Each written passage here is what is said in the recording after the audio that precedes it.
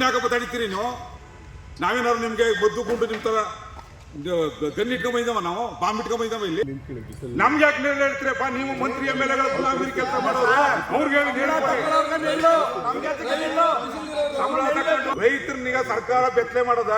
ಇನ್ನು ಮುಂದೆ ಏನಾದ್ರು ಮಂತ್ರಿ MLA ಬಂದ್ರೆ ಸಂಪೂರ್ಣ ಬೆತ್ತಲೆಯಾಗಿ ಚಳವಳಿ ಮಾಡ್ಬೇಕಾಯ್ತು ಅವ್ರ ಮುಂದೆ. ಇನ್ನು 25ನೇ ತಾರೀಕು ಒಳಗಡೆ ಸಂಪೂರ್ಣ ವರದಿ ಕೊಡ್ತೀವಿ ಅಂತ ಹೇಳಿದ್ದಾರೆ. ನಮ್ಮ ಆಫೀಸಲ್ಲಿ ನೀವು ಮಾಡದ ಕೆಲಸನೀಗ ಮಾಡಿ ಅಂತ ಹೇಳಕ್ ಬಂದಿರೋದು ನಾವು. ನೀವೇ ಸುವಮೋಟೋ ಕೇಸ್ ಹಾಕ್ಬೋದಲ್ವ ಅವ್ರ ಮೇಲೆ? ಅಕ್ರಮವಾಗಿರೋರ ನೀವೇ ಕೈ ಕಟ್ಟಕ್ಕೆ ಕೂತಿದ್ದೀರಿ ಪೊಲೀಸ್ನವರು.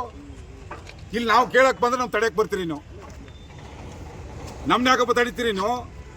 ನಾವೇನಾದ್ರು ನಿಮ್ಗೆ ಬದ್ದು ಗುಂಡು ನಿಮ್ ತರ ಗನ್ ಇಟ್ಕೊಂಬಂದಿದ್ದಾವ, ನಾವು ಬಾಂಬ್ ಇಟ್ಕೊಂಬಂದಿದ್ದಾವ ಇಲ್ಲಿ. ಸ್ಮೋಕ್ ಬಾಂಬು ಪಾರ್ಲಿಮೆಂಟ್ ಒಳಗಡೆ ಸ್ಮೋಕ್ ಬಾಂಬ್ ಹಾಕ್ತಾರೆ, ಅವ್ರಿಗೆ ಅವಕಾಶ ಇದೆ. ಪಾರ್ಲಿಮೆಂಟ್ ಒಳಗಡೆ ಸ್ಮೋಕ್ ಬಾಂಬ್ ಹಾಕೋರ್ಗೆ ಅವಕಾಶ ಕೊಟ್ಟಿದ್ದಾರೆ ಒಳಕ್ಕೆ ಹೋಗಕ್ಕೆ.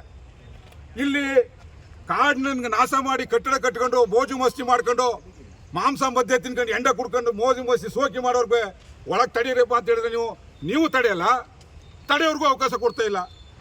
ಅಂದ್ರೆ ಇದೇನೋ ಪ್ರಜಾಪ್ರಭುತ್ವ ಇದು? ನಾಗರಾಜ್ ಅವರೇ, ಇದೇ ಪ್ರಜಾಪ್ರಭುತ್ವ? ಇಲ್ಲಿ ಸಮಸ್ಯೆ ಏನಾಗಿದೆ ಹೇಳಿ ನಿಮ್ಗೆ?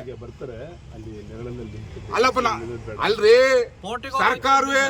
ಸರ್ಕಾರವೇ ಬೆತ್ತಲೆ ಮಾಡಿದ್ಮೇಲೆ ರೈತರನ್ನೀಗ ಸರ್ಕಾರ ಬೆತ್ತಲೆ ಮಾಡದ.